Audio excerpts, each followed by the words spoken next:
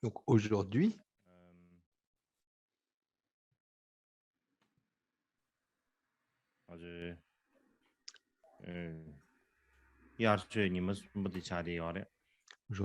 nous abordons la troisième journée d'enseignement d'été. Heute ist der dritte Tag unserer Sommerunterweisung.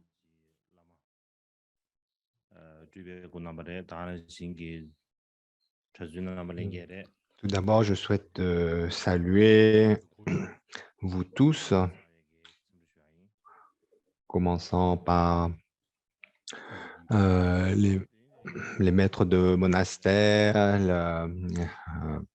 ainsi que toute la Sangha, ainsi que tous ceux qui suivent ces enseignements. Et donc, nous allons continuer par rapport à la session dernière en parlant de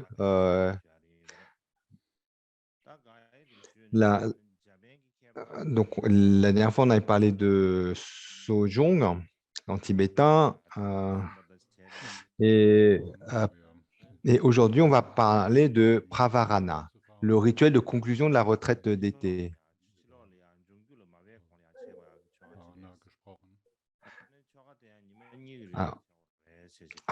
Donc, alors, c'est un rituel qu'on doit faire avant que les membres de la Sangha puissent donc quitter la retraite et puis partir.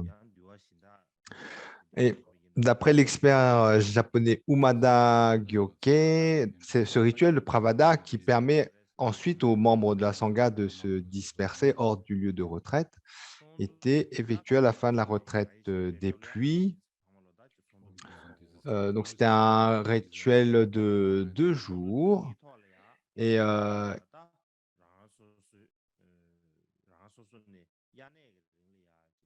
en fait, donc, au cours de ce rituel de 2 jours, en fait, comme il n'était pas autorisé de parler des transgressions qui avaient lieu, des transgressions aux préceptes pendant la retraite des pluies. En fait, pendant la retraite des pluies, il y a, on avait donc les pratiques. Normalement, pendant Posada, on avait parlé hier, donc pardon, la session d'avant de Posada, ces rituels où les moines se rassemblaient et exposaient leur transgression, tout ce qui a été leur bêtise, qui est entre le précédent Posada et celui donc ils étaient là. Mais néanmoins, pendant la retraite d'été, même si les moines faisaient Posada, en fait, pendant la retraite d'été, il est établi que les moines ne devaient pas parler des transgressions. Et par conséquent, pendant ce rituel de conclusion, eh bien, c'était l'opportunité en fait donc de révéler toutes les transgressions qui ont pu avoir eu lieu durant toute la retraite d'été. Et en fonction de la gravité de ces transgressions, eh bien, la Sangha déterminait la punition en accord, en fonction de la gravité des transgressions. Et aussi un autre rituel important est Katina, c'est un mot sanskrit. Alors, donc ce rituel, en fait, on l'appelle Katina Asana. Et il y a l'érudit indien Goya, dont on avait parlé avant. Donc, il explique qu'après la fin du rituel de Pravarana, qui permet aux membres de mettre fin à la retraite d'été, il faisait sa cérémonie de Katina Asana. Et un Katina, en fait, en sanskrit, désigne un cadre pour la couture des robes utilisées à l'époque du Bouddha. Et en fait, la communauté laïque offrait le matériel et une fois que les robes cousues, elles étaient distribuées aux bhikshus après les travaux.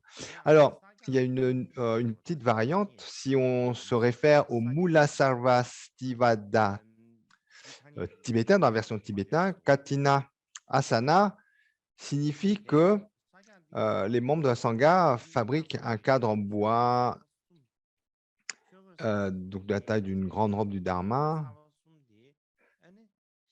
En, en fait, donc, d'après ce Mula Sarvastivada dans la version tibétaine, à cette occasion, les moines faisaient eux-mêmes leurs trois robes du Dharma en se basant sur un cadre en bois qu'ils construisaient eux-mêmes et qu'on appelait Satina. Et en fait, donc, dans le nom du rituel, Katia Asana, en fait, dans l'origine du nom, il y a cette idée de d'étendre un tissu sur un cadre. Et, et donc, on étendait les tissus sur ce cadre en bois. Et donc, ce cadre avait une dimension déterminée. Donc c'est typiquement la taille d'une robe extérieure. Donc, il y a des noms sanscrits, Sangati, etc. Mais bon, comme dans les grandes lignes, donc c'est la taille d'une grande robe. Et donc, les robes étaient étendues sur ce cadre en bois. Et l'intégralité de la Sangha consacrait les robes à cet endroit. En fait, il transférait la bénédiction de leurs robes aux nouvelles robes. En fait, donc de nos jours, on garde cette tradition, n'est-ce pas? Pour un moine, dès qu'il a des nouveaux vêtements du Dharma, en fait, il les consacre avec ceux qui portent déjà et qui ont déjà été consacrés. Et en fait, à l'époque du Bouddha, donc contrairement à nos jours où chaque moine consacre ses propres robes, à l'époque, durant cette cérémonie, en fait, c'était l'intégralité de la Sangha qui se rassemblait et consacrait toutes les robes qui étaient ensuite distribuées.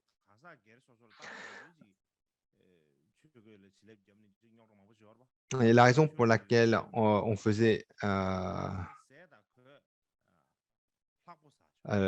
pourquoi on avait cette cérémonie, c'est parce qu'à l'époque, donc, c'était difficile pour un seul moine de pouvoir faire cela. Et puis aussi du fait que les moines à l'époque ne pouvaient manger qu'une fois et avant.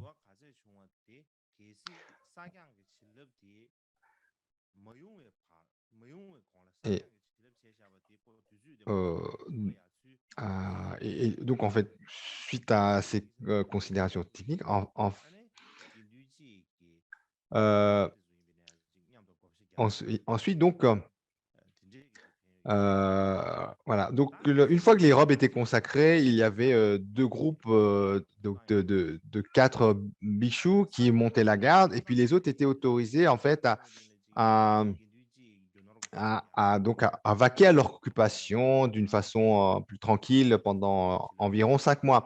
Et à cette époque, donc les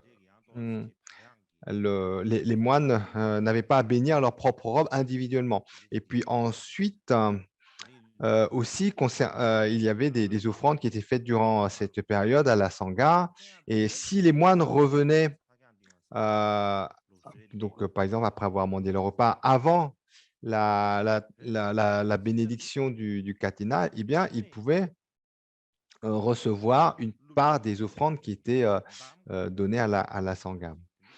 En revanche, les moines absents lors de la retraite et puis en fait n'avaient ni le droit de participer au rituel de Katina, concernant les robes, et ni le droit d'avoir ces 5 mois dans lesquels en fait ils pouvaient vaquer un peu tranquillement à leurs occupations. Alors, au cours du développement ultérieur des enseignements au Tibet, le maître Damko Khinpa Yeshe Lama était en fait dans la lignée des disciples de Nagarjuna et il pratiquait ce rituel du Katina. Mais donc, il y avait de mauvais présages à cette époque et les rituels de Katina n'ont pas été pratiqués par la suite. Et c'est pourquoi, en fait, ce rituel a été perdu.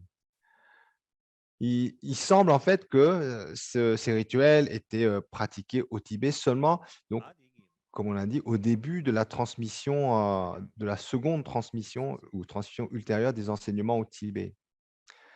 Et sur ce, donc j'ai terminé la discussion sur ce rituel de Katina.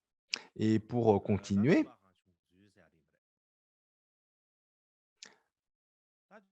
on va parler de l'origine des monastères. Alors, concernant l'origine des monastères, donc l'expert indien Goyal, qu'on a évoqué déjà avant, donc donne cette explication. Il dit, alors que le nombre des membres d'un sangha explose et que que la coutume de Posana également se développe, eh bien, à partir de ce moment, les monastères ont commencé à être construits, à être mis en place. Ça, c'est son explication. Ouais. Ceci dit, certains des experts japonais disent que à l'origine, la sangha ne demeurait jamais bien longtemps dans un même endroit. Et c'était une sangha nomade. Elle était toujours en train d'être en déplacement. Et donc, il errait sans avoir de but particulier. Pardon, il errait donc sans avoir un lieu particulier. Ça veut dire qu'ils n'avaient pas une base où ils pouvaient s'installer, puis ensuite ils tournaient autour. Mais simplement, il était constamment en déplacement sans avoir un lieu de référence. C'était vraiment une sangha nomade. Et ensuite, donc, comment se fait que cette sangha nomade est passée à un mode de vie sédentaire? Alors, d'après ces experts japonais, ils disent que ça a pris un temps entre le moment où la sangha était nomade et puis est devenue sédentaire. Ça ne s'est pas passé d'un seul coup, soudainement. Ça s'est et néanmoins, donc même si ça, d'après ces experts japonais, ça a pris du temps avant que la sangha se sédentarise, ils pensent néanmoins que ce changement s'est produit pendant la période du bouddhisme originel. Et, et ça, c'est un signe donc, justement du rapide développement de la sangha. C'est vraiment, en fait, c'est pas le fait que la sangha a explosé en dimension, qu'elle s'est très rapidement développée, que la communauté monastique a dû s'installer en monastère. Lorsque les règles du Vinaya ont été devenues complètes, euh, donc comme les règles du Vinaya également, elles n'ont pas été faites en une seule fois. Ce n'est pas le Bouddha qui, un jour, a dit voilà toutes les règles du Vinaya. Ce n'est pas passé comme ça. En fait, comment les règles Vinaya ont été créées, c'était toujours suite à à incidents. Il y a un moine qui fait une bêtise et suite à cela, le Bouddha instaure une telle règle de discipline. Un autre fait une autre bêtise et il y a une autre règle de discipline qui est installée, etc. Et c'est comme ça que petit à petit, les règles du Vinaya se sont complétées. Alors, concernant la vie nomade de la Sangha, donc au départ, c'était vraiment une Sangha nomade qui allait d'un endroit à un endroit sans bien rester longtemps en- et à l'exception, mais comme on a évoqué hier, mhm, pendant la retraite de la saison des pluies. Et comme on a évoqué la dernière fois, il y avait deux types de lieux de résidence pour la Sangha pendant la saison des pluies. Une qui était donc, on avait évoqué ça. Mais néanmoins, donc, ça demeurait des lieux de séjour temporaires. C'est-à-dire, les moines demeuraient dans ces lieux pendant la saison des pluies, mais une fois que c'était fini, hop là, eh bien, la sangha repartait dans vie nomade sans se soucier le moindre de l'entretien de ces lieux. Et en fait, ces lieux où les sanghas s'installaient étaient généralement donc des lieux qui étaient fournis par des bienfaiteurs. Et ce sont ces bienfaiteurs qui, en fait, lorsque la sangha ou certaines sanghas prenaient l'habitude de revenir toujours au même endroit, notamment parce que les bienfaiteurs ou les fidèles laïcs faisaient la requête, eh bien, donc ce sont ces fidèles laïcs et bienfaiteurs qui eux-mêmes en fait entretenaient les lieux une fois que la sangha était partie. Et puis ensuite, ils invitaient la sangha à revenir, donc année après année. Et ainsi, petit à petit, donc ces lieux de retraite de saison des pluies devenaient des lieux de rassemblement de la sangha. Donc, les moines avaient une vie nomade, en fait, prenaient l'habitude de se rassembler au même endroit. Et ça devenait des lieux je vais vous montrer ça sur la diapo, des lieux de rassemblement pour répandre de l'interaction pour le dharma. Donc, ce sont des endroits en tibétain, ça s'appelle en sanskrit, pardon, Sangharama. Donc, vous voyez le mot. En fait, donc, au départ, on avait dit il y avait deux types de lieux pour la sangha. Et c'est pendant la retraite d'été. Et puis, petit à petit, ces lieux ont été appelés Sangharama.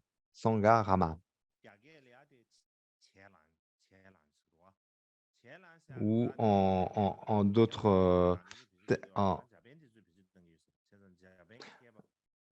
et donc aussi donc il y a donc Ubada Joke, il y a aussi donc pour traduire ce terme sanskrit, donc il y a un terme chinois aussi bien qu'un terme japonais et, donc Chiel. Et donc le mot monastère, par exemple en japonais, il vient de ce mot. Et, ainsi, d'après certains érudits japonais, donc lorsqu'on parlait de ces parcs où se rassemblaient donc ces parcs où ils se rassemblaient, c'est Sangharama. Donc, non seulement donc les fidèles laïcs donc s'occupaient de ces lieux lorsqu'ils accueillaient la sangha pendant la retraite d'été, mais même après, en fait, ils continuaient à entretenir le lieu pour et donc, ce qui se passe par la suite, c'est que lorsque donc la sangha se développe, eh bien, ça devient des lieux pour d'interaction du dharma, dans le sens où c'est un lieu où les lamas, où les moines peuvent se rassembler et puis soit pratiquer la méditation, soit partager les enseignements, etc., ou faire ensemble les rituels communs comme Posada. Et, et ainsi, donc,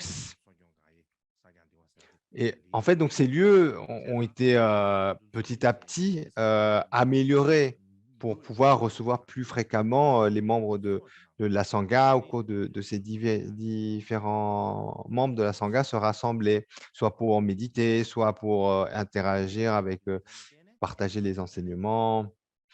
Et en raison de cela,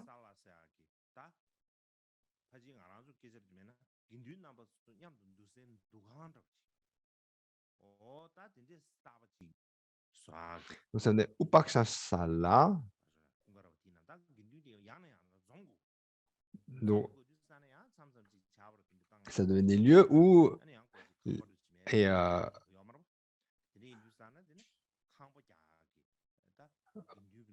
par exemple, quand il se met à pleuvoir et qu'on n'a pas d'endroit pour s'abriter, c'est difficile. Et donc, petit à petit, en fait, des abris ont été construits. Ça s'appelait Upaksana. Donc, si on traduit ça en tibétain, on appellerait ça un hall de rassemblement. Donc, c'est comme ça que ça a commencé. En fait, donc c'était comme des édifices qui étaient comme des halls de rassemblement. Donc, ça s'appelait, donc il y a aussi des lénas, ça devenait des lénas. Donc, c'est un mot sanskrit où on peut parler à ce moment-là donc de monastère. Et donc, au départ, si c'est juste un endroit où les moines se rassemblent, on ne peut pas appeler ça un monastère, n'est-ce pas? C'est à partir simplement où il y a vraiment une structure avec un temple, etc. À partir de ce moment-là, on peut dire que là, ça ressemble à un monastère. Donc, c'est à partir du moment où vraiment donc l'infrastructure des lieux de rassemblement ont commencé à être élaborées que ce sont devenus des monastères. Alors, donc, donc je parle du mot monastère pour que ça soit facile à comprendre, mais donc le mot en sanskrit, c'est lena. C'est pardon, le mot en pali, c'est lena. Lena, c'est un mot pali. Et en fait, donc en revenant aux origines, on parle de 5 types de monastères. Donc, c'est sur la diapo. Donc, c'était écrit en tibétain, mais également, vous avez le nom en sanskrit ou en pali. Donc, le premier type, c'est vihara. Le deuxième, c'est Hadha Yoga. Le troisième, Pasada. Le quatrième, Hamiya. Et le cinquième, Guha. Et donc, c'est les 5 types de monastères. Et, alors, donc, le premier, c'est le Vihara, c'est le nom qu'on utilise pour désigner le monastère tel on se le figure actuellement, donc il n'y a pas besoin de commenter. Ensuite, Hatha Yoga, c'est un peu plus difficile. Ensuite, Pasada, ça signifie comme un grand bâtiment, comme un palais, par exemple. Pasada, ça le désigne un édifice grand et élaboré. Et puis, il y a Hamiya.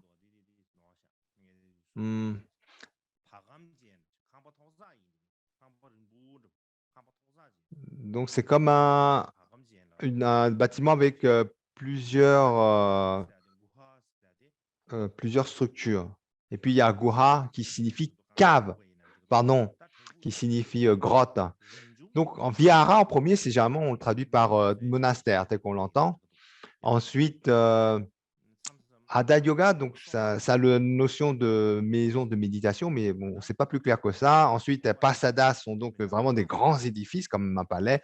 Ensuite, Hamiya sont maisons avec différentes structures. Et Guha, en fait, littéralement, ça désigne des grottes, mais pas des grottes naturelles, hein, des grottes comme des huttes, par exemple, qui ont été construites de façon humaine. Et donc, il y avait différentes formes de grottes, suivant la région où les moines s'installaient. Donc, certaines étaient en fait des constructions de bois et de briques, et d'autres sont lorsque les moines étaient près de récifs montagneux. En fait, c'était creusé dans la roche même pour faire des grottes artificielles. Et, en fait, c'est lorsque la Sangha est devenue très grande et qu'ils ont commencé à vouloir se rassembler. Donc, les lieux de résidence étaient les viharas, les monastères tels qu'on connaît. Et, et ainsi, sont devenus des Sangha Vihara.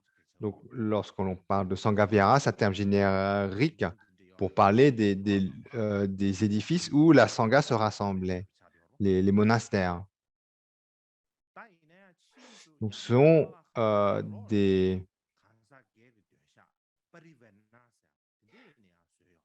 donc c'était à la base, donc ces vihara étaient les monastères étaient donc des structures pour que les moines puissent se rassembler. Par exemple,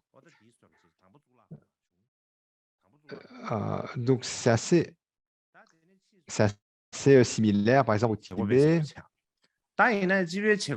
où en fait dans la façon où c'est organisé, c'est-à-dire il y a des lieux de résidence, avec un temple où les lieux communs et des petites habitations privées. Et ainsi, ces viharas étaient à la fois des lieux, sont devenus des lieux à la fois de rassemblement des moines, mais également des lieux leur permettant de demeurer, donc par exemple autour du temple, etc. Et ensuite, lorsque ces structures se sont développées, alors donc les temples n'étaient pas un simple bâtiment, mais ensuite, c'était comme une structure de différents bâtiments et l'ensemble, on appelait ça le temple. Et ensuite, guha, les temples, pardon, guha, donc qui a le sens de grotte, eh bien, au départ, on me désignait des structures créées, ça veut dire que ce n'était pas des grottes dans le sens où on entend des grottes gratuites, des grottes naturelles, mais des endroits où des endroits où le moine pouvait demeurer et qui étaient fabriqués donc, de main propre. C'était des constructions humaines. Ensuite, entre le nord, donc entre le nord et le sud de l'Inde, il y a une séparation naturelle qui est constituée d'une chaîne montagneuse. Et lorsque les moines en fait s'installaient euh, auprès de ces chaînes de montagnes, eh bien, en fait, ces guhas étaient obtenus, comme on a évoqué tout à l'heure, en creusant dans la roche de ces chaînes montagneuses. Alors que dans le nord, ces grottes guhas étaient plus construits. Et par la suite, dans le nord, en fait, les infrastructures ont été euh, sont plus développées. Al- Donc, donc euh, voilà, pardon. Donc, lorsqu'on parle des guhas, c'est-à-dire ces grottes dans le nord qui sont développées dans le nord de l'Inde, eh bien, c'était des constructions qui avaient tout le confort nécessaire pour pouvoir demeurer. Donc là, donc ça, ce sont des ruines sur la diapo. Donc, ce sont des ruines qui ressemblent, donc, comme vous pouvez lire il y a des ruines de Vihara. Et puis, alors ensuite, il est difficile de dire si ces ruines viennent du temps du Bouddha lui-même. Néanmoins, euh, donc, euh, ça remonte jusqu'à... euh, donc, ces ruines, en fait, donc ça, ce sont les grottes dans le sud de l'Inde. Donc, tout à l'heure, on a vu dans la diapo d'avant les ruines dans le nord, et ça, c'est dans le sud. On voit. Donc, ça, ce sont vraiment des grottes très célèbres, comme j'ai évoqué. Et donc, les grottes Ellora ou Ajanta. Donc, ce sont des grottes qui ont été vraiment obtenues en creusant dans la roche.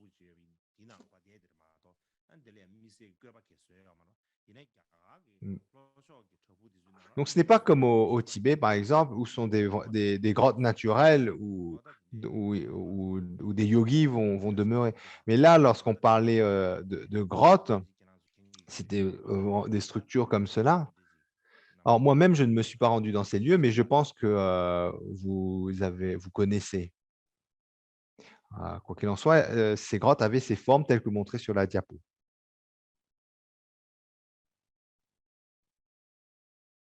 Oui, donc dans la première diapo, les ruines donc, datent du 1er, 2e siècle de notre ère, mais néanmoins, on ne sait pas s'il y a déjà l'endroit, en fait, les premières constructions venaient de l'époque du Bouddha. En bref, pour résumer tout cela, le Umada Yoke, il dit, il dit que lorsque la Sangha a commencé à se développer à l'époque du Bouddha, donc la Sangha était dans la présence du Bouddha. Et petit à petit, lorsque la Sangha s'est développée, en fait, plusieurs groupes s'est formés. Il y a un moment où euh, le Bouddha, en fait, nomme ses principaux disciples comme ayant une charge de guider une Sangha. Et ainsi, lorsque la Sangha s'agrandit, en fait, c'est devenu plusieurs Sanghas qui s'est répandue dans les régions de l'Inde en ayant une vie nomade. Et, et par exemple, lorsqu'on parle d'un monastère, de nos jours, on peut déterminer facilement le nombre de moines qu'il y a dans un monastère. Mais à l'époque du Bouddha, en fait, c'était difficile parce que au départ, ils ont une vie nomade. Donc, lorsque la Sangha s'agrandit, et qu'elle se sépare en différents groupes. Donc, on ne sait pas trop, et c'est difficile de dire dans les groupes, en fait, n'avaient pas un nombre de pratiquants défini.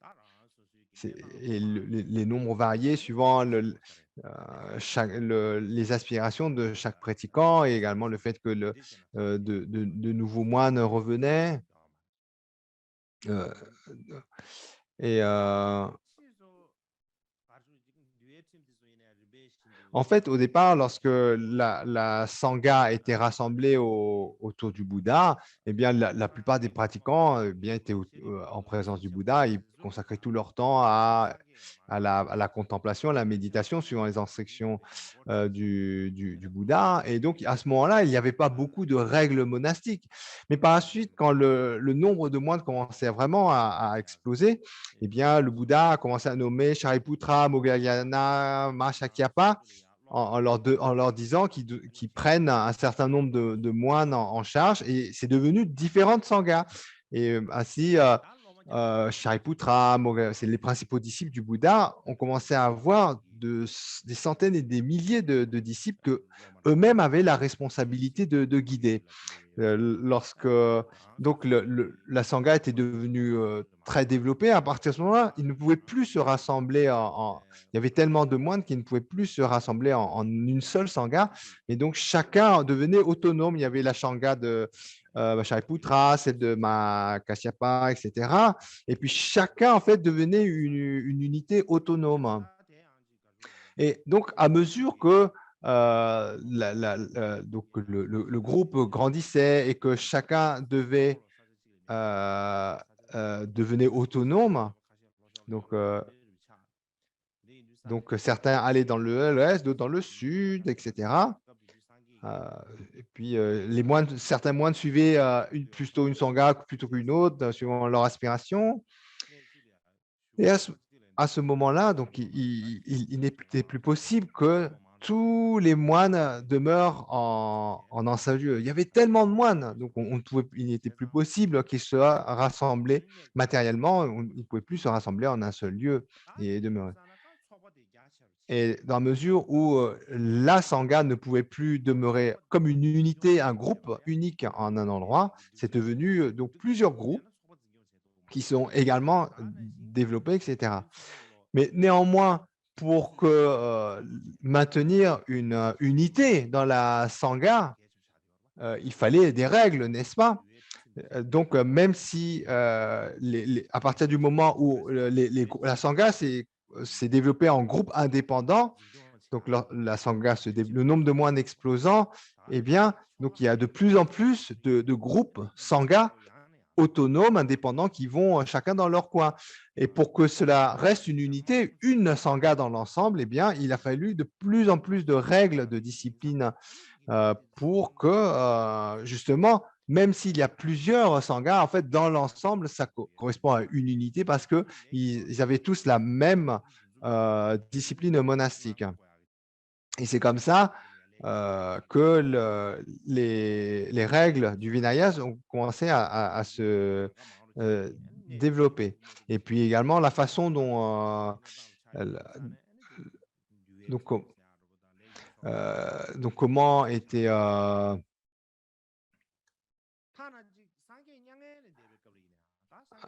donc, et puis, ensuite, quand le Bouddha est parti en parinirvana, à cette époque même, donc il y avait tellement de membres que, en fait, la sangha du Bouddha ne pouvait pas se rassembler en un lieu. En fait, ce qui s'est passé, c'est lorsque le Bouddha part en parinirvana, sa sangha est tellement développée que certains moines étaient dans des régions tellement éloignées qu'ils ne pouvaient pas, ils ne pouvaient plus revenir auprès du Bouddha, même pour les rituels de crémation. Enfin,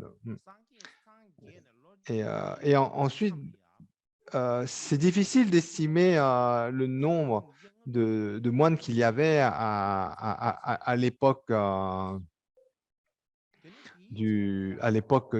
où le Bouddha part en parinirvana. Donc, ce qu'on sait dans l'histoire, c'est que très rapidement, après le premier cycle d'enseignement du Bouddha, la sangha dépasse 1000 moines pleinement ordonnés. Et ensuite, donc, dans les années qui suivent, il est difficile en fait d'estimer combien les sanghas, les différents groupes de sanghas, ont commencé à se développer. Mais néanmoins, donc d'après, donc, néanmoins, du fait que du développement de la sangha et donc de la nécessité d'avoir des sanghas autonomes dans différentes régions de l'Inde, eh bien, les règles de discipline ont été développées. Et ça s'est continué après le parinirvana du Bouddha. Sur ce, je souhaiterais parler des différents types de sanghas.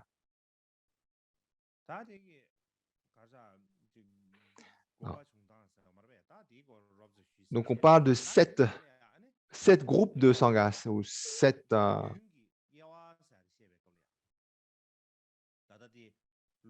il y a différents types. Alors, donc dans les 4 agamas, dans le sutra, donc qu'est-ce qui est dit? Donc, à l'époque du Bouddha, on parle donc il y a des termes techniques, notamment donc il y a la tête de la sangha ou sanguine, ou la tête de la communauté monastique. Donc ça, c'était le nom.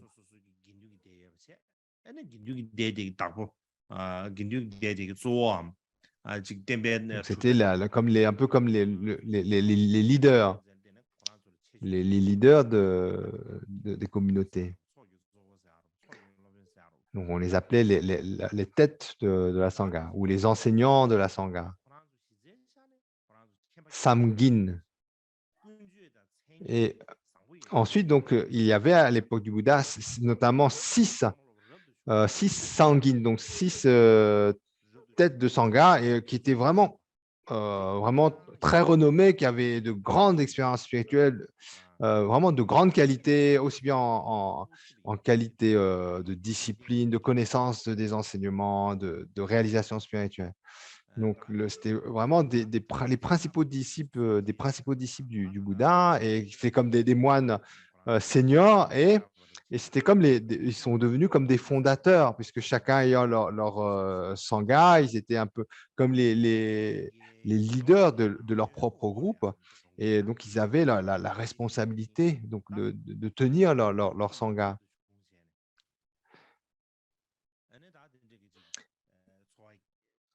Et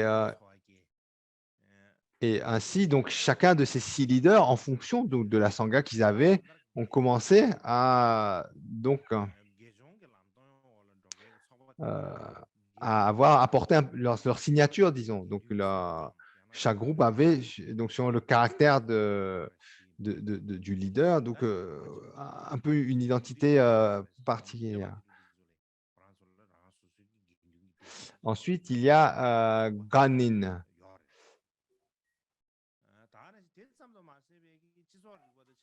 Pour parler donc des sanghas d'enseignement. Et en fait, lorsqu'on parle de sangha d'enseignement, elle n'inclut pas que les bouddhistes. Comme, donc, donc certains courants spirituels qui étaient non bouddhistes également avaient en fait porté ce nom. Donc, c'était des noms communs qui n'étaient pas donc des mots particulièrement bouddhistes à l'époque. Donc, à l'époque, lorsqu'on parlait de la sangha, à l'époque du Bouddha, donc ça, comme on l'a évoqué, c'est un terme générique au niveau spirituel.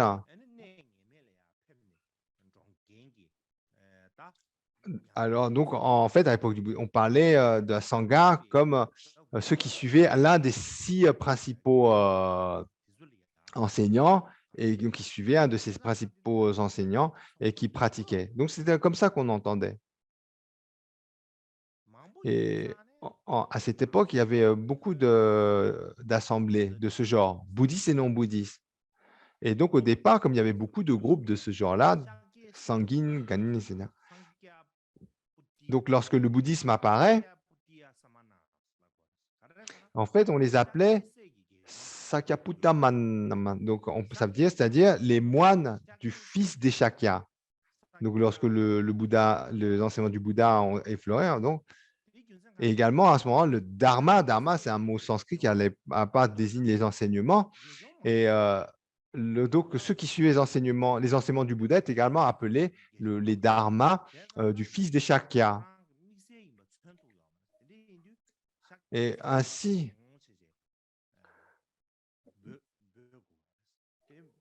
donc, par exemple, donc, il y avait différents lignées de sangha non bouddhistes.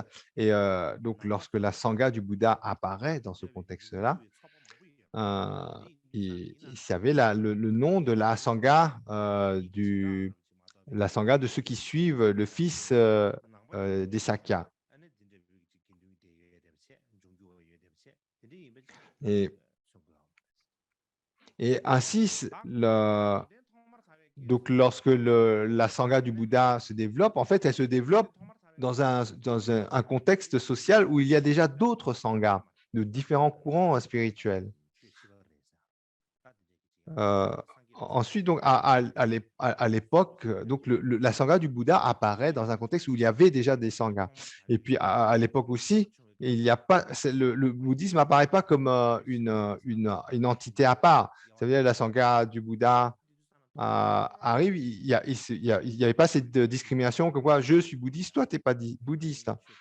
En fait, lorsque la sangha du Bouddha se développe, à l'origine, lorsque le bouddhisme se développe à l'origine, donc, donc il n'y avait pas il n'y avait pas de partialité entre l'école bouddhiste et une autre. Comme on a dit au départ, donc la sangha du bouddhisme, on l'appelait simplement la sangha de ceux qui suivent le maître qui est le fils des Shakya. Comme on appellerait la sangha de ceux qui suivent tel maître, la sangha qui suivent tel maître. Donc la sangha bouddhiste, c'était la sangha de ceux qui suivaient le fils des Shakya.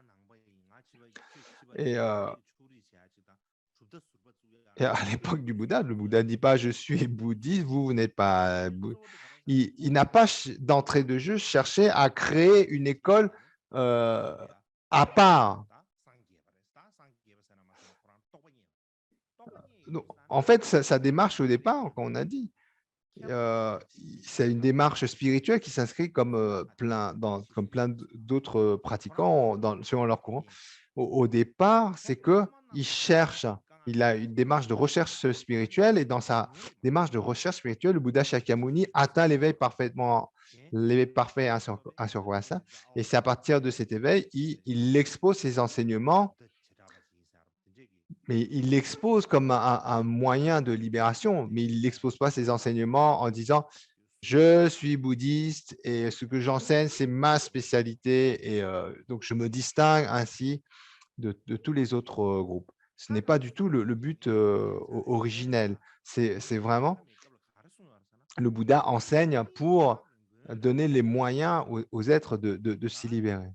Et cela est d'autant plus évident que lorsque lorsque le Bouddha passe en parinirvana, avant son passage, donc dans ses dernières paroles, il dit vous devez rechercher votre propre libération. Vous devez rechercher votre propre libération. Vous devez vous fier aux saints enseignements. Il a vraiment dit ça. Ce qui est important, c'est de prendre les vœux de libération individuelle. Et il n'a jamais, avant son parinirvana, donc nommé de chef pour le succéder.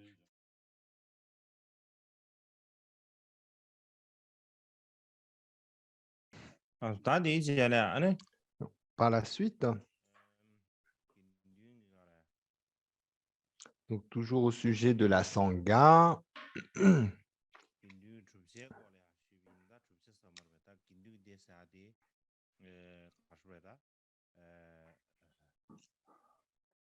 ensuite, donc, lorsqu'on se demande, on souhaite traiter en se demandant en quoi consiste la Sangha,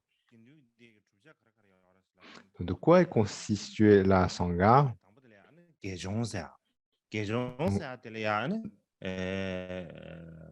Alors, à la base, la Sangha bouddhiste est constituée de moines. Donc, il y a d'abord les bhikshus et les bhikshunis. Ce sont eux qu'on appelle les moines et nonnes bouddhistes. Et en plus des bhikshus et des bhikshunis, donc en tant que membre qui soutient ces bhikshus et bhikshunis, ce sont les novices moines et novices nonnes qui sont amenés à devenir de futurs bhikshus et bhikshunis. Donc, et puis pour les femmes, il y a donc les novices et puis les étudiants, Getsulma et Gelongma, et donc ça donne 5. C'est le premier point du diapo. Donc, lorsqu'on parle du groupe des 5 dans la Sangha,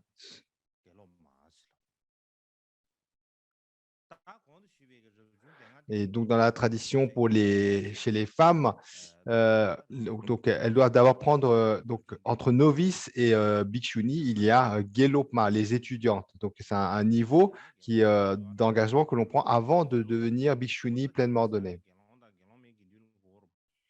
Et donc à la base, il y a donc donc, à proprement parler, la véritable Sangha, ce sont les bhikshus et les bhikshunis. Les novices, Getsulu, Getsulma et Gelokma, en fait, assistent, mais véritablement, la Sangha monastique, elle est pour les hommes, les bhikshus, pour les femmes, les bhikshunis. Donc, en tibétain, on parle donc de la Sangha en 5 groupes, mais en pali, il parle des 5 communautés intrinsèques. Alors ensuite, si on utilise le mot Sangha avec un sens plus large, plus proche du sens, donc si on est très strict, eh bien, lorsqu'on parle de Sangha, on comprend la Sangha monastique. Mais si on le prend dans un sens plus large, donc il convient donc de distinguer 7 groupes. Oh, il y a une petite.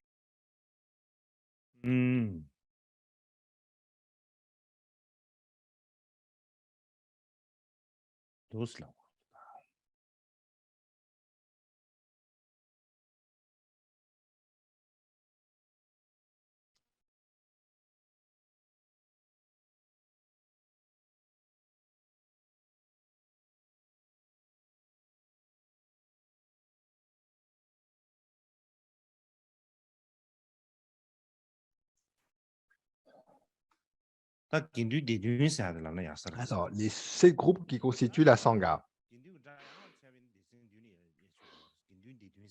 Alors, sur le premier point, on a parlé, sur le premier point de la diapo, on a distingué 5 groupes. Ensuite, dans le deuxième point, on parle de la Sangha en 7 parties.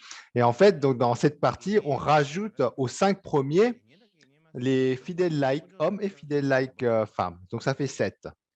Donc, au total, Bhikshu, Bhikshuni, Getsul, donc les novices, hommes et femmes, ainsi qu'étudiantes femmes, ça fait donc le groupe des 5 lorsqu'on ne parle que des monastiques. Et si on rajoute les fidèles laïcs, Guénienne et Guénienma, Upasa, Upasika, eh bien, donc, on a un groupe de 7. Et généralement, lorsqu'on parle d'Upasaka et Upasika, pour parler des fidèles laïcs, généralement, on l'entend comme les fidèles laïcs ayant pris les 5 préceptes. Et aussi, donc, le Nyéné, donc, c'est une classe à part pour distinguer ceux qui prennent les vœux de Nyéné pour une durée plus longue que simplement une journée. Par exemple, donc, certains pratiquants prennent les vœux de Nyéné pour toute leur vie, par exemple. Donc, ça, et dans ce cas-là, on les distingue. On les distingue. On parle de Nyéné par rapport à Nyéné. Ou Nyéné, ceux qui prennent, par exemple, les vœux de Nyéné, de toute façon. Et puis, Gomi Gedunma. Donc, c'est le dernier point. Là, j'ai fait une digression. Alors, petite digression. Dans la tradition tibétaine, lorsqu'on parle du bouddhisme tibétain, lorsque l'on parle donc de la tradition du Vinaya traduite en tibétain, donc,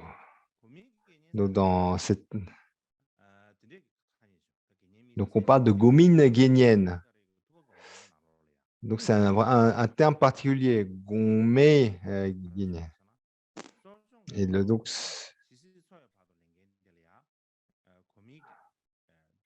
on parle en fait, donc, c'est une instruction particulière, orale, qui est particulièrement profonde, puisque en fait, ce sont les vœux de Sojon les vœux de Sojon que l'on prend pour le reste de sa vie. Donc, pour tout le reste de sa vie, on prend les vœux de Nyéné, par exemple. Donc, une personne qui prend les vœux de Sojon pour tout le reste de leur vie en faisant les pratiques de jeûne, etc., eh bien, ils ont donc ce nom particulier de vénérable pratiquant.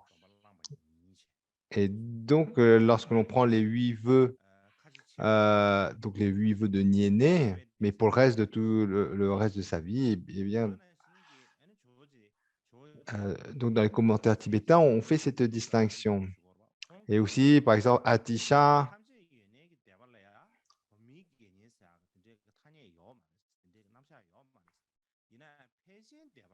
et donc, il dit qu'il n'y a pas donc, cette distinction du vénérable pratiquant laïque, c'est-à-dire le vénérable pratiquant laïque, c'est celui qui prend les vœux de Nyéné jusque le reste. Donc, Atisha, lui, il dit qu'il n'y a pas. Alors, vénérable, donc en Gomin en tibétain, donc si on traduit ça en français, ça a le sens de vénérable, vénérable dans le sens monastique du terme. Donc, ce ne sont pas des vœux de monastiques à proprement parler. Mais dans la mesure où ils prennent ces vents, où ils prennent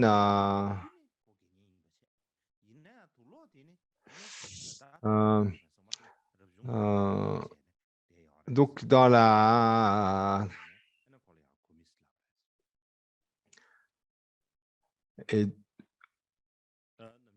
et donc dans ce contexte, dans la tradition du Vinaya traduit en tibétain, donc on fait cette distinction. Donc lorsqu'un fidèle laïque prend les vœux de Sojong, donc il également porte certaines robes particulières pour le distinguer d'un simple fidèle laïque.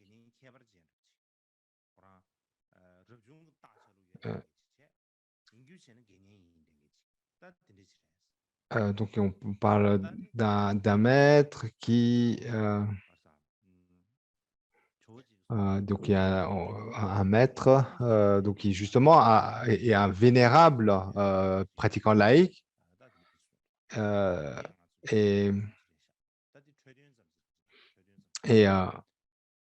donc, Atisha, il dit que dans la tradition Svastivada, il n'y a pas donc cette tradition du vénérable pratiquant laïque, pour distinguer un pratiquant laïque qui prend les vœux de Niené pour le reste de sa vie, les vœux de Sojong tout le reste de sa vie.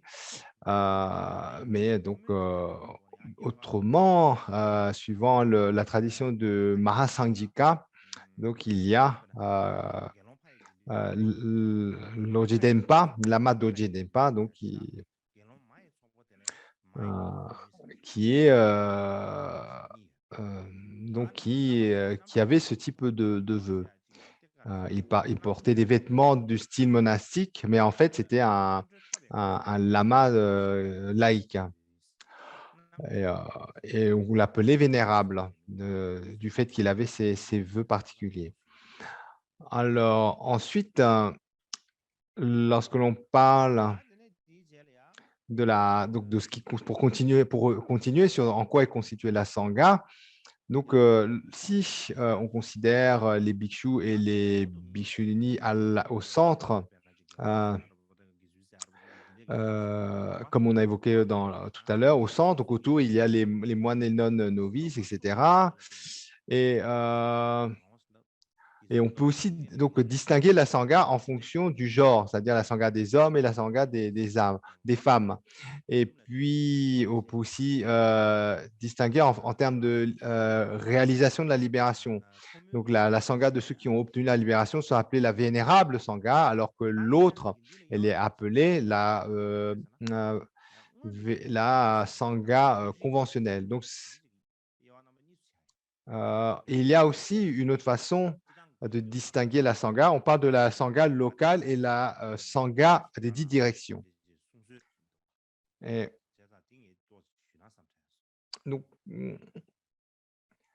donc, je vais un peu parler de ce cas, de cette distinction en sangha locale et sangha des 10 directions. Alors, il y a un expert japonais, Akira Hirakawa, en fait, donc, qui est déjà décédé, donc c'était un expert. Et donc, il a fait beaucoup de recherches sur le Vinaya, à la fois en sanskrit, en pali. Il était très, très investi dedans et donc, il se débrouillait très bien en pali, en sanskrit. Et il a composé une œuvre sur le bouddhisme en Inde.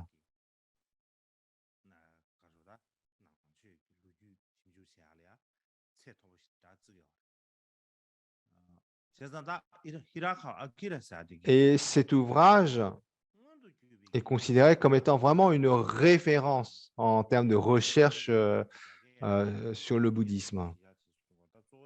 Et donc, à la base, il parlait… donc, à la base de ses recherches, probablement, il s'est basé sur des textes pali. Et quoi qu'il en soit, donc de ses travaux, il dit que lorsqu'on parle de sangha locale, on désigne la sangha qui est présente, qui est physiquement présente sur le moment. On parle donc d'une sangha qui est visible, qu'on peut rencontrer. Et à la base, on dit que s'il y a 4 ou plus de bhikshus, et à partir de ce moment-là, on peut appeler ce groupe comme étant une sangha locale. Donc, à partir du moment, donc par cela, à partir du moment, donc par cette description, c'est très clair que la sangha, le nom sangha, en fait, désigne un groupe qui doit contenir au moins 4 moines pleinement ordonnés, au moins ou plus. Et là, comme on avait évoqué lors de une session, à la première session, lorsqu'on a évoquer le sens du mot Sangha, il y a vraiment cette notion de rassembler. Une seule personne ne peut pas être désignée comme étant Sangha. Et là, donc, c'est ce qui est clairement révélé ici, c'est que le nombre minimum, c'est 4 moines pleinement ordonnés. Et donc, ça traduit le sens étymologique de Sangha, Gendun en tibétain, qui évoque donc un rassemblement, donc pas une individualité. Et là, ensuite, on parle de frontières. Les frontières où demeure la Sangha, donc c'est un terme qui est précis, c'est Sima, donc qui signifie donc à l'époque du Bouddha, il n'y avait pas autant de monastères aussi développés que de nos jours. Et par exemple, lorsqu'on on rencontrait un membre de la Sangha, on lui demandait, par exemple, de quel monastère il venait. Donc, par exemple, c'est à Bodh Gaya.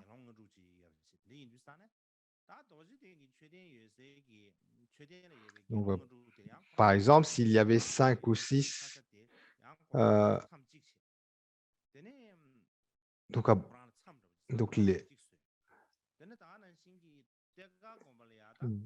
donc à partir du moment où un groupe s'est constitué, donc, par exemple, comme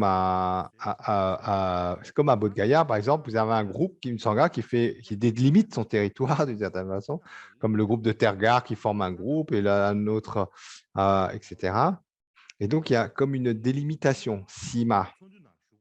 Et au sein de ces frontières, on doit en fait participer aux événements de cette Sangha. Donc, par exemple, si un moine arrive dans la frontière du Mahabodhi,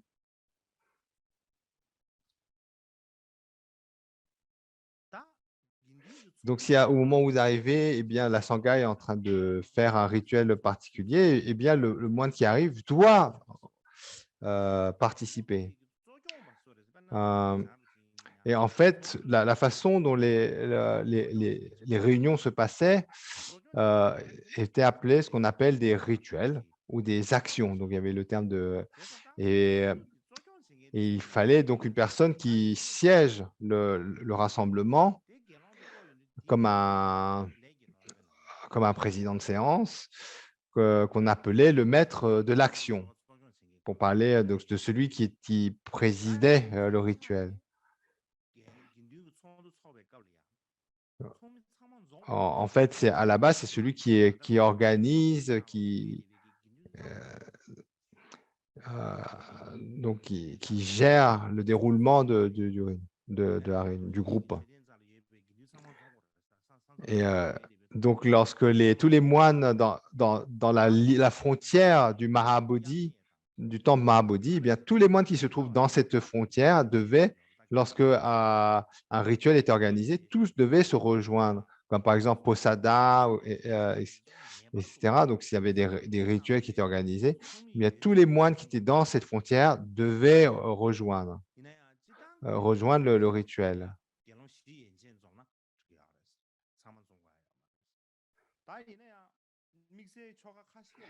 Et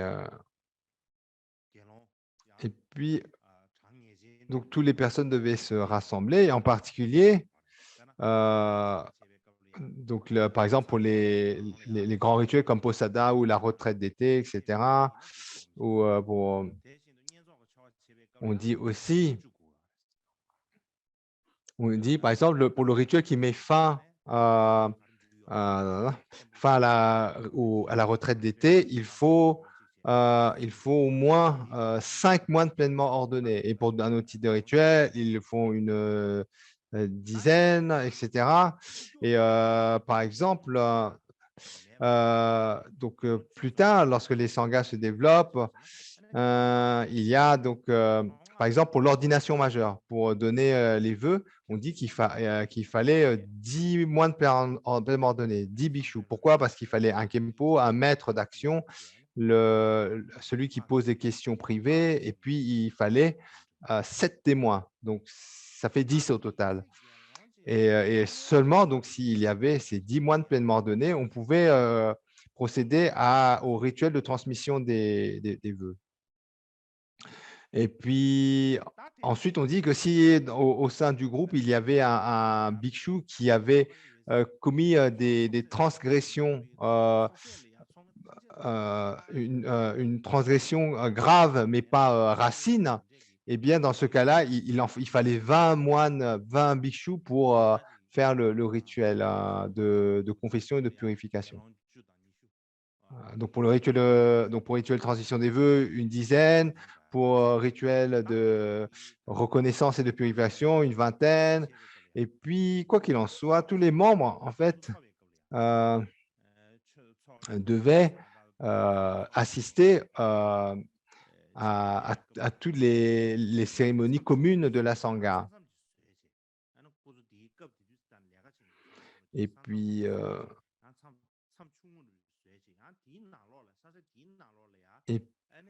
ensuite, au sein de la Sangha, on pouvait aussi délimiter une autre frontière pour inclure, par exemple, en fait, pour permettre, par exemple, à ceux qui avaient plutôt une action secondaire, qui avaient des tâches à accomplir au sein de la Sangha, pour en fait, donc, ne pas assister à certains rituels qui concernaient principalement euh,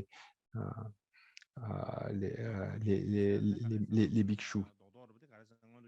Donc, on parle donc, comme on vient tout juste de dire, la Sangha locale, donc c'est une unité autonome.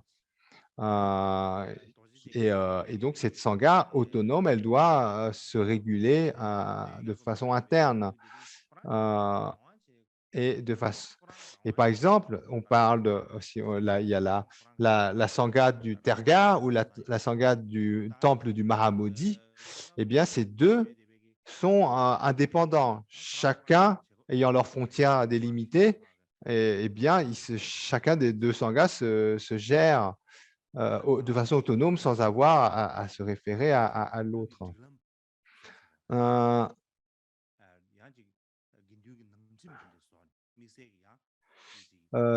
Et néanmoins, donc, il convenait que chacun de ces sanghas se gère en accord avec le Vinaya.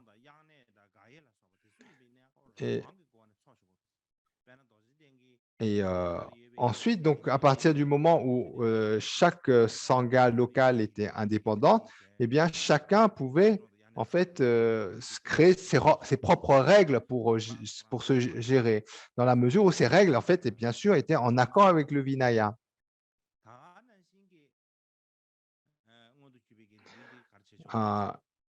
Et donc, comme c'était deux sanghas indépendants, donc par exemple, la sangha du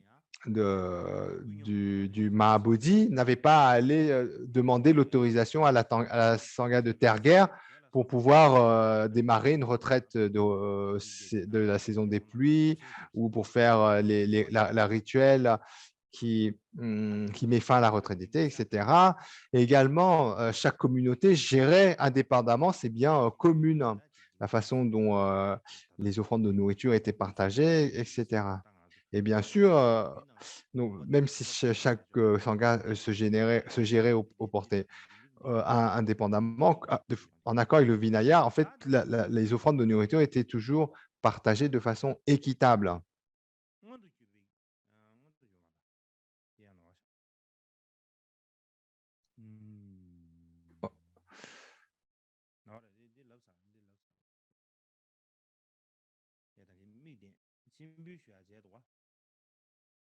Donc voilà cette diapo que je voulais vous montrer.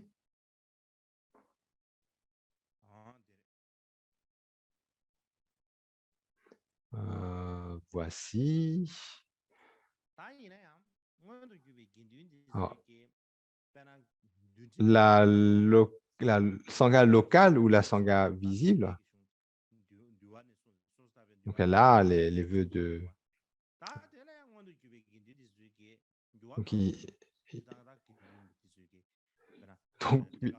ont donc la discipline du Vinaya et quelles que soient les règles qui voulaient se rajouter en plus, aucune sangha n'était autorisée à modifier les règles du Vinaya. Par exemple, si la sangha de Tergar à Bodh Gaya voulait modifier des règles, elle pouvait faire ce qu'elle voulait en termes de règles de discipline, mais en aucun cas, elle n'avait le droit de toucher au Vinaya. Donc, c'était vraiment le point commun de toutes les sanghas. Aucune sangha n'avait le droit de modifier la discipline du Vinaya. La discipline du Vinaya était donc supérieure à la sangha locale, puisque aucune sangha locale pouvait aller au-delà de la discipline du Vinaya. Et puis aussi, les sanghas locales ou sanghas visibles avaient le droit d'utiliser de façon commune les propriétés de la sangha, comme les temples. En fait, donc chaque sangha avait son temple, etc. Et tous ces biens communs, ils pouvaient les gérer comme bon leur semble, à l'exception que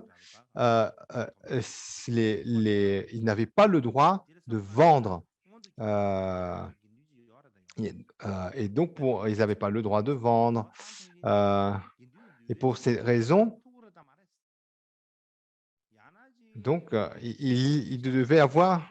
Donc, la question est de savoir, est-ce qu'il y avait une sangha qui était supérieure à la sangha locale, qui pouvait transcender le Vinaya, par exemple, ou pouvoir, par exemple, vendre les propriétés de la sangha locale. Par exemple, la sangha locale ne pouvait pas vendre son monastère ou ses biens communs, ni changer les règles de discipline. Mais est-ce qu'il y avait une sangha au-delà de cette sangha locale qui pourrait avoir ce droit? Alors, pour répondre à cette question, il y a en fait ce qu'on appelle la sangha des 4 directions. En pali, Satutissa Samka. Alors, lorsqu'on parle de la sangha des 4 directions, ce n'est pas une sangha visible, donc, comme l'est la sangha locale. En fait, la sangha des 4 directions, c'est comme un concept abstrait. C'est pour ça qu'on parle de la sangha des 4 directions. En fait, la sangha de direction, elle désigne la sangha bouddhiste d'une façon générale, l'intégralité de la sangha bouddhiste. Et par conséquent, en fait, lorsqu'on parle de l'intégralité de la sangha bouddhiste, en fait, ça transcende la notion de direction et de temps. Cette sangha des 4 directions, en fait, elle inclut la sangha du passé, la sangha du présent, la sangha du futur.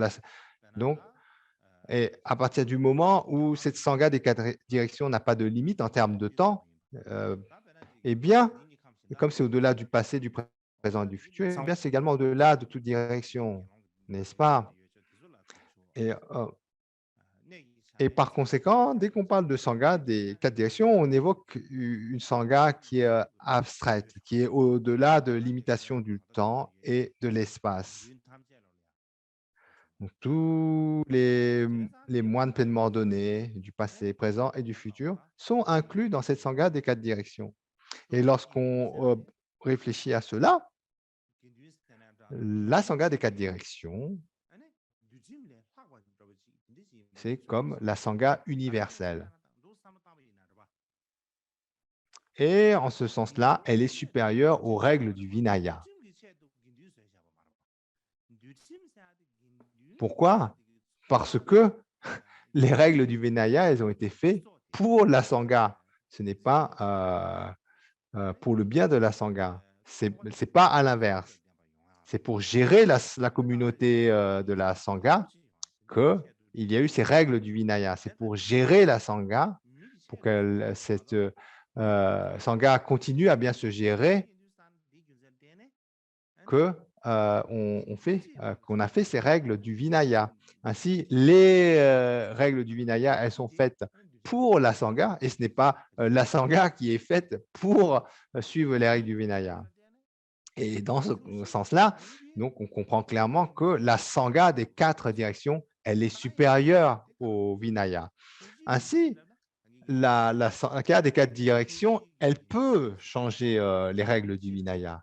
Mais néanmoins, vous voyez bien que c'est compliqué.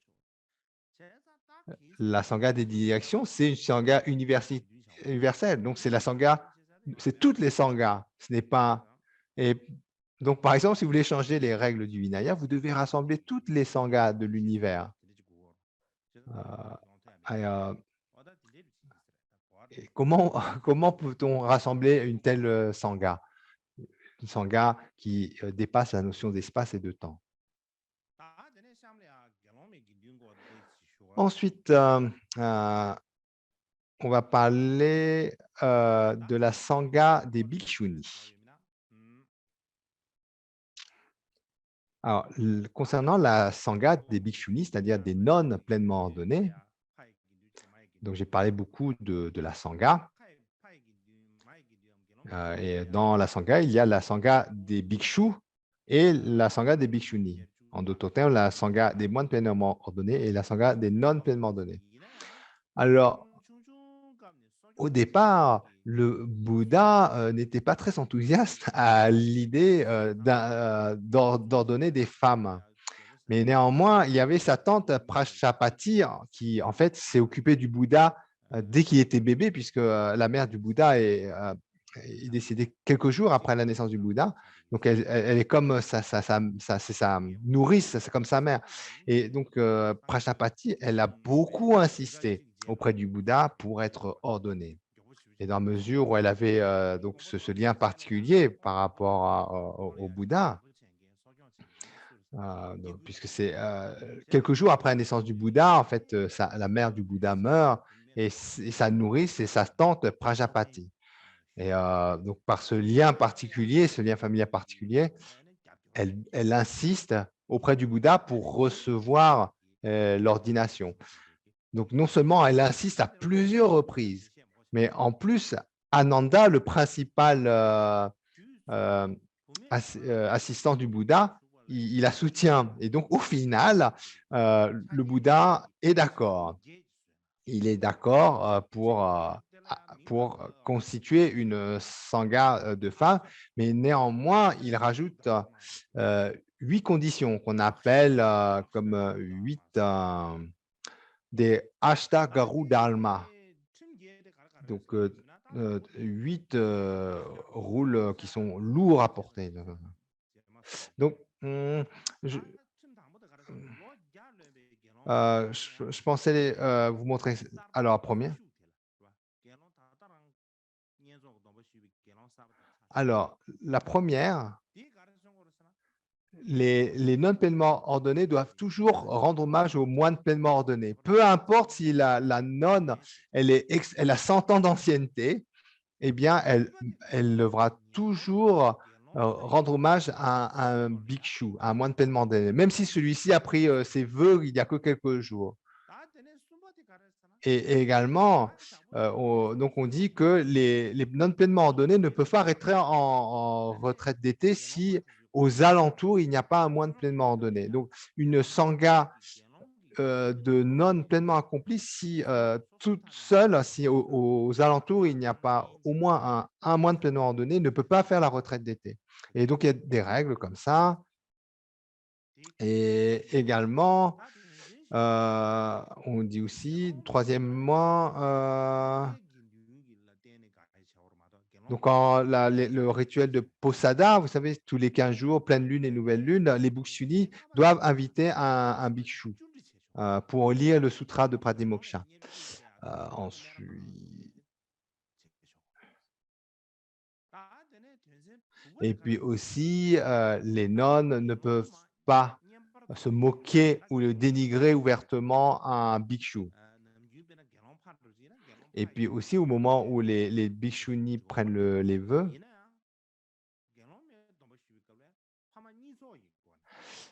il faut, voilà, autant pour les moines, pour recevoir les moines de l'ordination majeure, seule la sangha masculine est suffisante. Mais en revanche, pour les nonnes, pour prendre les vœux de nonnes, ben la sangha des nonnes à elle seule ne suffit pas. Il faut la présence de la sangha masculine. En fait, il faut la double sangha des hommes et des femmes pour que une femme puisse recevoir l'ordination majeure, tous les vœux. Le septième est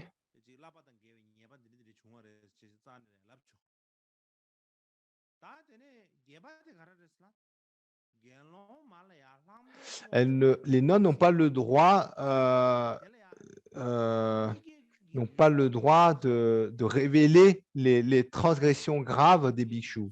Et si une bhikshuni commet une transgression grave, mais pas racine, ça veut dire qu'elle a toujours ses vœux, mais elle a beaucoup à bon, eh bien, elle doit se repentir en la présence des deux sanghas, sangha hommes et femmes. Quoi qu'il en soit, donc il y a ces 8 préceptes, on dit dharma lourds ou 8 préceptes lourds.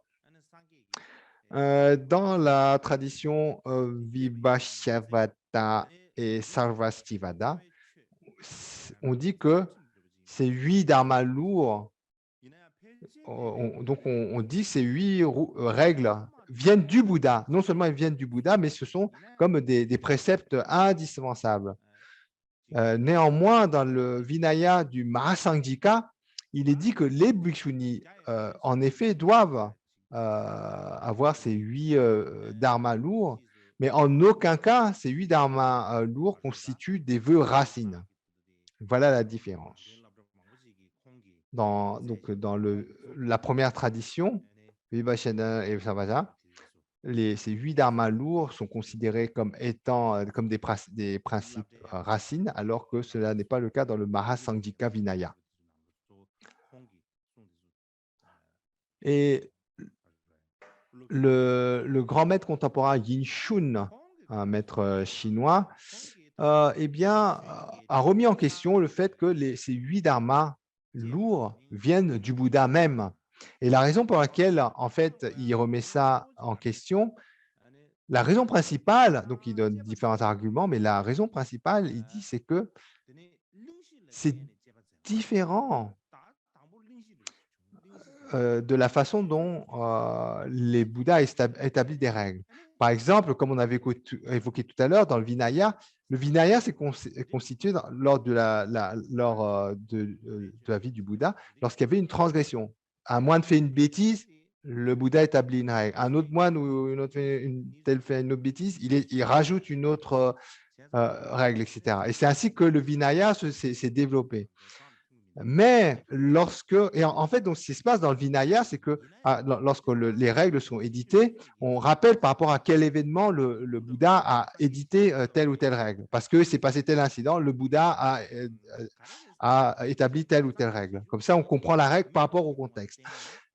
Néanmoins, concernant ces 8 dharmas lourds, eh bien, ces 8 dharmas lourds, ils apparaissent un peu comme ça, spontanément, en dehors de tout contexte où des moines ou des nonnes auraient fait des incidents. Néanmoins,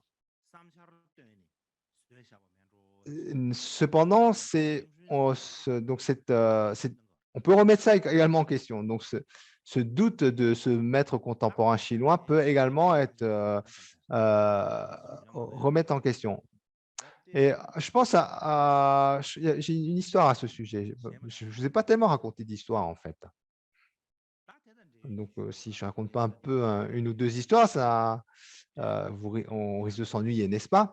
Mais néanmoins, ce sont des histoires qui sont liées à la vie du Bouddha. Donc, c'est des histoires intéressantes.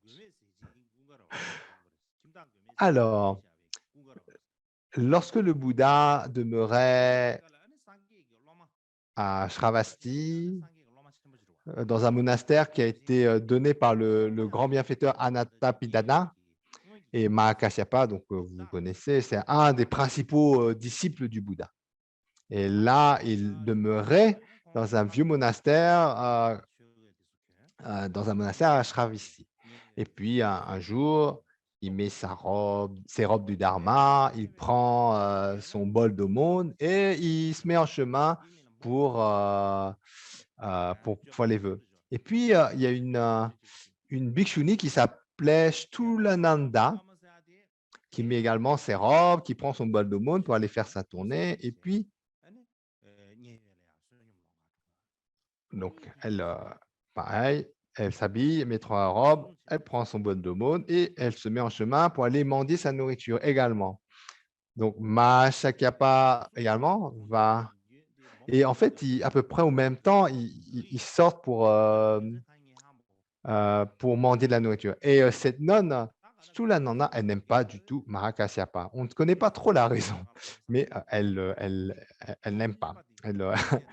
Euh, et puis au moment où elle voit Mahakasyapa, elle dit, il faut que je fasse quelque chose pour, euh, pour ridiculiser ce stupide moine.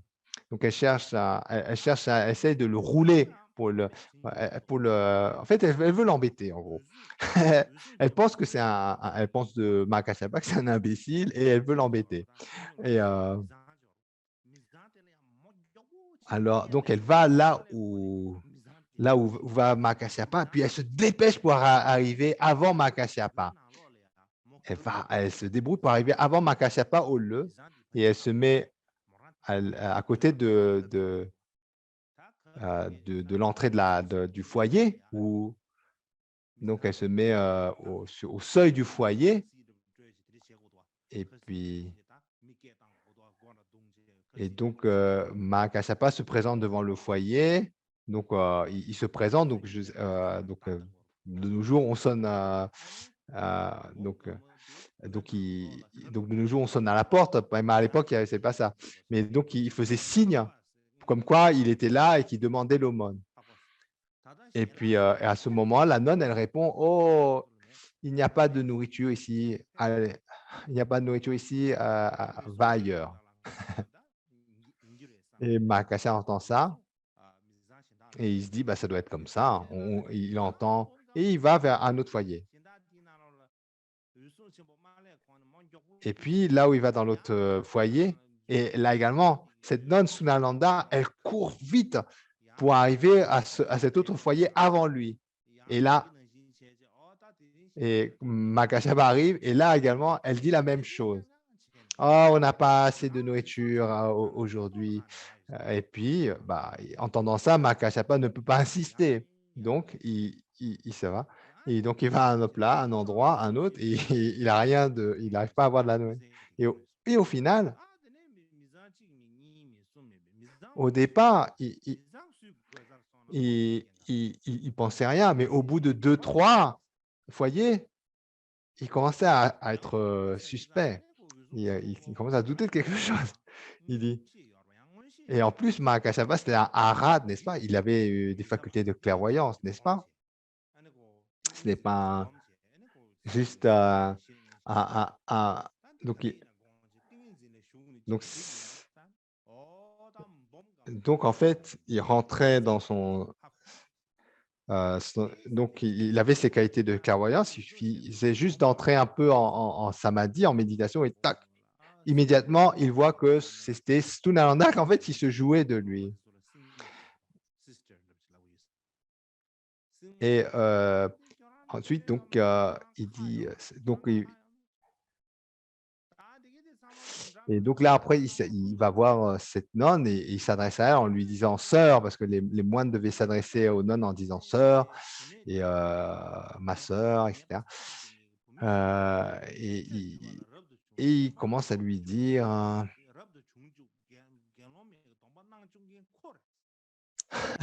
il lui dit que ce n'était pas de sa faute à elle. Il dit en fait la faute, c'est pas de ta faute que tu te comportes mal comme ça. Il dit toute la faute, elle revient à Ananda qui a tellement insisté pour que le Bouddha ordonne les moines. Donc c'est ce qu'il dit à la nonne. Il dit c'est pas de ta faute. Il dit c'est à cause d'une façon en fait il a méprise. Et puis Et le Bouddha, euh, a connaissance de cet incident, et c'est suite à cet incident qu'il établit cette règle, comme quoi les nonnes ne peuvent pas faire l'aumône à un foyer où va un bhikshu.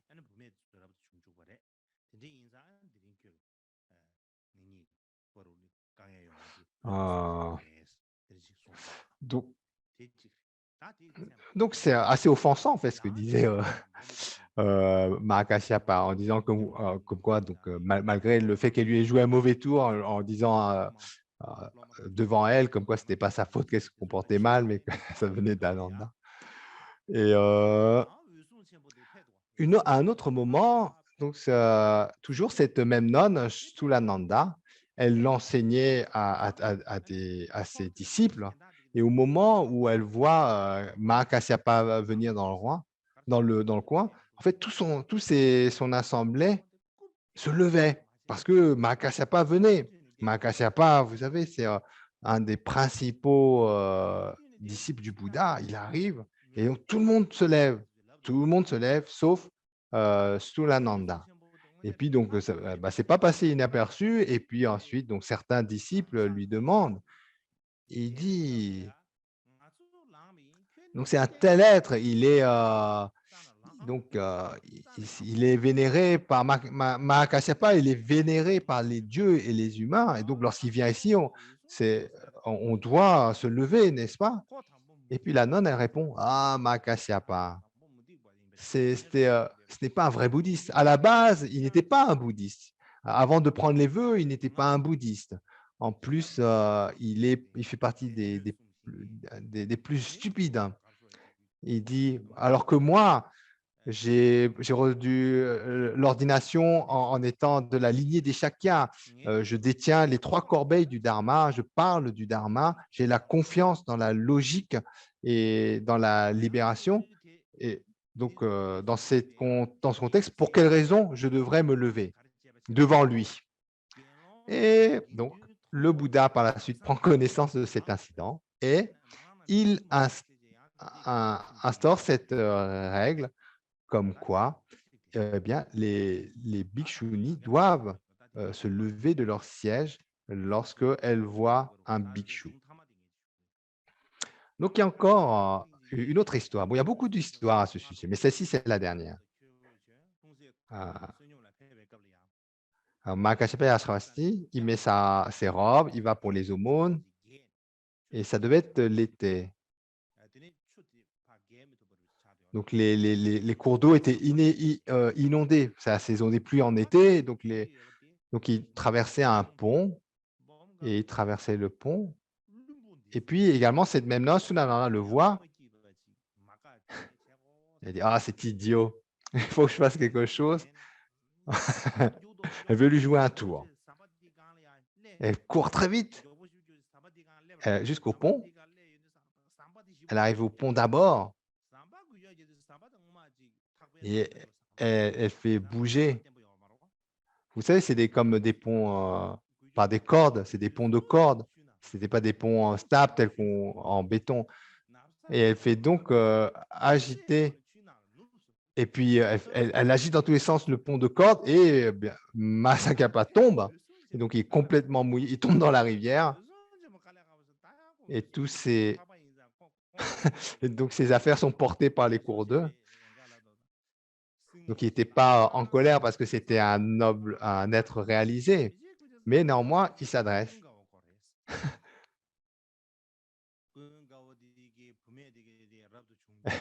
Et là, il répond pareil. Donc, sans se mettre en colère, il dit, oh, ce n'est pas ta faute, tu n'as pas à t'en vouloir, à te comporter aussi mal. Tout ça, ça vient d'Ananda, la même réflexion que tout à l'heure.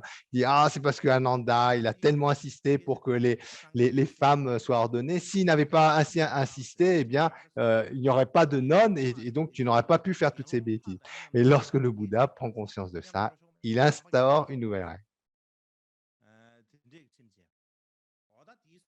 Et la règle, c'était qu'une nonne pleinement ordonnée n'a pas le droit d'être sur un pont en même temps qu'à un moyen de paiement donné.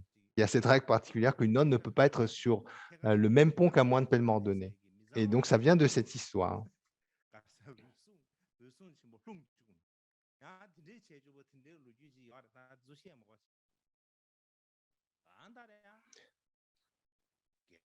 Il y a eu bien pire. Une fois, Stunananda a fait chuter Mahakashapa dans un tas de, pour dire les choses franchement, dans un tas d'excréments. Il y a un récit à ce sujet, mais je n'ai pas besoin de le développer. Donc cette nonne, elle méprisait Mahakashapa. Par la suite, après le parinirvana du Bouddha, des récits évoquent que Mahakasyapa aurait mis à l'écart Ananda pour diverses raisons. Mahakasyapa aurait formulé ouvertement différents reproches à Ananda, dont notamment le reproche qu'il ait œuvré de façon déterminante pour que les femmes puissent obtenir l'ordination. Et la façon avec laquelle il a exprimé ce reproche serait à l'origine d'une prophétie controversée. Et donc ensuite, donc, donc il y a un débat ensuite parce que par rapport au Vinaya, il y a une prophétie par rapport à l'ordination des femmes. Il y a une prophétie qui est très contestée en fait. Donc d'après d'après cet expert chinois, donc il pense que cette controverse, elle vient en fait de Mahakasyapa suite au parinirvana du Bouddha. Alors ensuite, en termes du développement de la Sangha,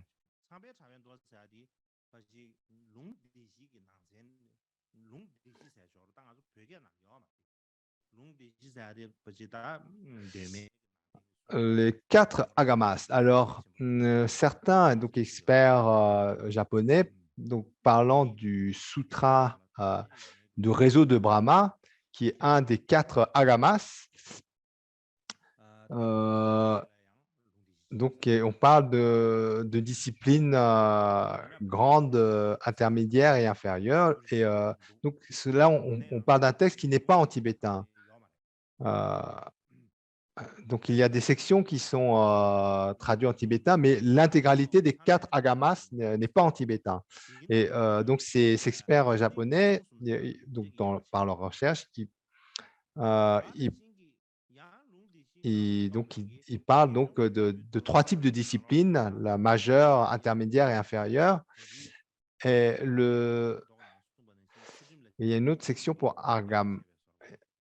Donc, il y a le sutra des résultats du chemin spirituel, qui est une autre section des 4 agamas, et dont le contenu est assez similaire. Mais lorsqu'on combine tout ça, on a ce qui est appelé dans le sutra les agrégats de la noble discipline. Et lorsqu'on parle de discipline, en sanskrit, c'est le mot shila. Shila. Et ça, shila, c'est la notion de nature, caractère. À la base, le mot sanskrit a cette signification. Nature, caractère. Et donc, l'idée est de développer un bon caractère, changer des mauvais caractères en un bon caractère, transformer une nature non vertueuse en une nature vertueuse. Donc, transformer ça d'une façon qui touche à notre nature, à notre caractère. C'est en ce sens qu'on doit… Et donc, si on arrive ainsi à transformer, à n'avoir que des bonnes habitudes et développer la pratique de la vertu, c'est ce qu'on appelle la perfection transcendante de la discipline, la Shilaparamita. Et ainsi, la discipline, on doit vraiment la comprendre que pas comme quelque chose ou quelqu'un qui dit « tu dois faire ceci, tu ne dois pas faire cela, etc. » J'ai le droit de faire ceci, j'ai pas le droit de faire cela. C'est pas comme ça qu'il faut comprendre la discipline.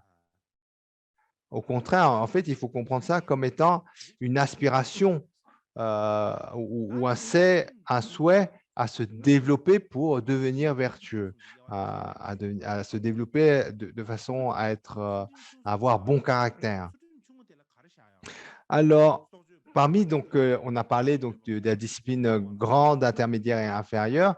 Concernant la discipline inférieure, on parle de la discipline qui est à l'origine, désigne la discipline qui abandonne de tuer, qui abandonne le fait de voler, d'avoir une conduite sexuelle incorrecte, de mentir, etc. Donc, qui est tout à fait en accord même avec la discipline qui n'est pas bouddhiste, hein. Euh, donc, en fait, donc c'est les 8 défaites qui sont enseignées dans le Vinaya, en fait, au terme du sens, c'est la même chose que donc, cette discipline inférieure.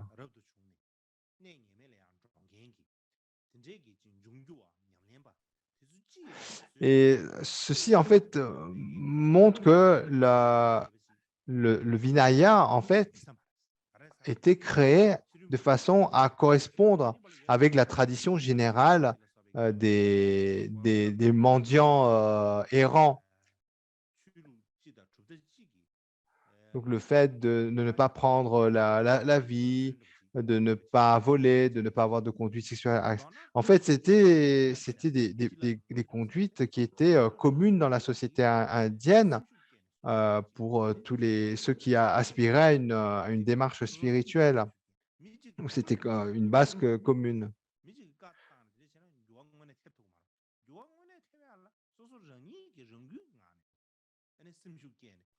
Et donc, si on veut vraiment se changer soi-même, on doit on doit on doit s'enthousiasmer pour être vraiment déterminé à pratiquer le dharma. Si on n'a pas à la base une très grande motivation dans cette démarche, c'est difficile par la suite à maintenir la discipline, n'est-ce pas? Et donc, cette discipline qui consiste à abandonner le foyer pour avoir une vie de mendiant errant, donc ce n'est pas facile si on n'a pas la motivation pour cela.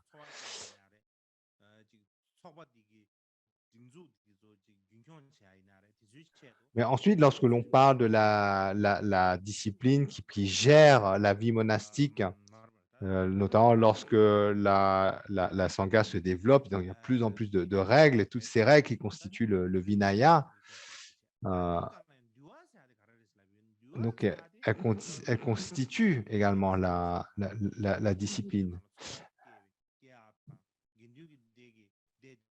Mais donc ici, ces règles, toutes ces règles, elles sont plus dans comment gérer ou réguler la sangha à partir du moment où on a une grande sangha. Ce sont donc des règles pour réguler en fait la vie dans la sangha. C'est ça le sens du Vinaya. Ainsi, le Vinaya à la base, c'est pour la vie communautaire de la sangha. Donc c'est ça qu'on sous-entend lorsqu'on parle du Vinaya. Et par exemple, parmi les plus de 250 règles du Vinaya, donc on parle, suivant certaines traditions, on parle de 252. Ensuite, suivant d'autres traditions du Vinaya, on a d'autres. Euh, euh, alors ensuite, donc il y a le plus grave sont les 4 racines. À la base, en fait, des vœux monastiques, il y a les 4 vœux racines. Donc, si on transgresse un de ces 4 vœux, c'est fini. On est obligé de quitter la sangha. Ensuite, il y a les 13 vœux qui protègent, etc. Donc, ensuite, je voulais parler des vœux de Pradimoksha, mais je pense qu'aujourd'hui, je n'ai pas assez de temps. Autrement, j'ai une annonce à faire. L'annonce est que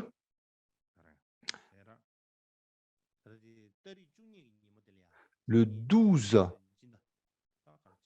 le 12 août,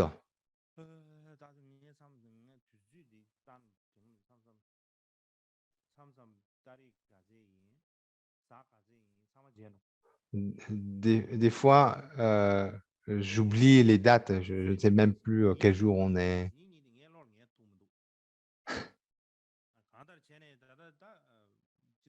Ensuite, entre les calendriers anglais et calendrier tibétain. Ensuite, donc, en tout cas, ça correspond au 12 août.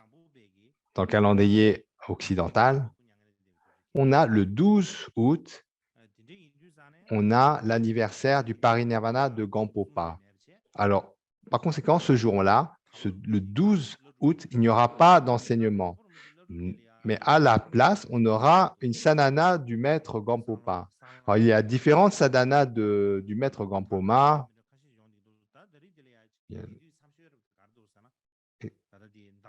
Et la sadhana qu'on va utiliser, donc qui est la plus convenable à mon avis, à cette occasion, c'est donc le premier Rabje, Dabsang Tenpa Rabje, qui a une vision pure. Le premier Dabsang Tenpa Rabje a une vision pure.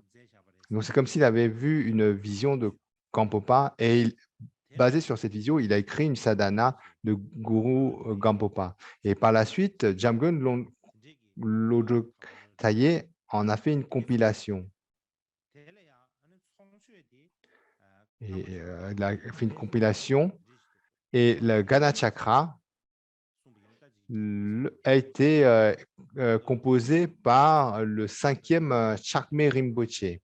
Et on va donc combiner ce Gana Chakra avec le Guru Yoga de Gampopa de Dabsang Tenpa Rabje compilé par Jamgon Lodro Taye. Oh, j'entends plus rien.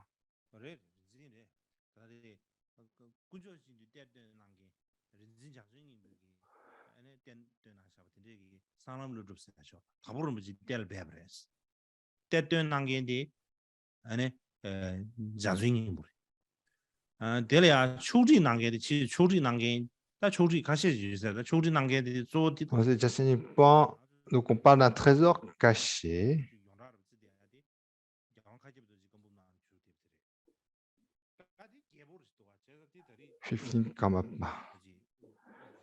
Donc, on parle d'un autre texte qui est très long. Et oui, en fait, donc j'ai marqué une partie, mais c'est justifier pourquoi on a choisi ce texte pour le 12 août. Et puis, il y a une autre chose qui se passe à peu près au moment.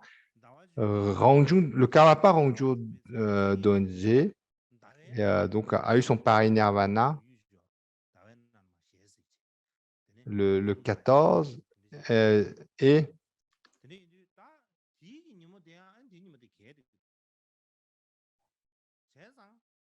donc le même jour. Donc on parle, donc c'est un jour de pleine lune et il y a la vision. Donc je ne sais pas qui a la vision du Karmapa Rangju Donje dans la pleine lune. Et par conséquent, si le temps est bon ce jour-là, ce 12 août, si on a le temps est bon, si vous avez un endroit pour faire des offrandes de lumière, donc peu importe. En fait, si vous voulez faire ces offrandes à l'extérieur, eh bien, il est important que le temps soit bon. Et donc, si ce jour, il fait bon et à la pleine lune, on doit jouer de la musique sur le toit du monastère. Donc, le Dawayapse, donc on joue le Dawayapse. C'est donc des instructions qui concernent plus concernent les monastères. Donc, c'est vraiment, donc il y a une musique particulière. Et puis, on récite les 3 textes courts de Ranjung Dorje. Donc, ce sont des textes qui sont reliés. Et je pense que le mieux, c'est de réciter ces 3 courts textes. Et donc, ce jour-là, le 12 août, il n'y aura pas d'enseignement. Le 12 août, il n'y aura pas d'enseignement, mais je souhaiterais à ce jour-là parler un peu de Gampopa et du Karmapa Rangjung Dorje. Et notamment parler des actions, de l'activité du 3e Karmapa Rangjung Dorje. Et ce récit comme quoi il y a eu la vision à travers de la pleine lune. Donc, on va terminer dessus avec les dédicaces.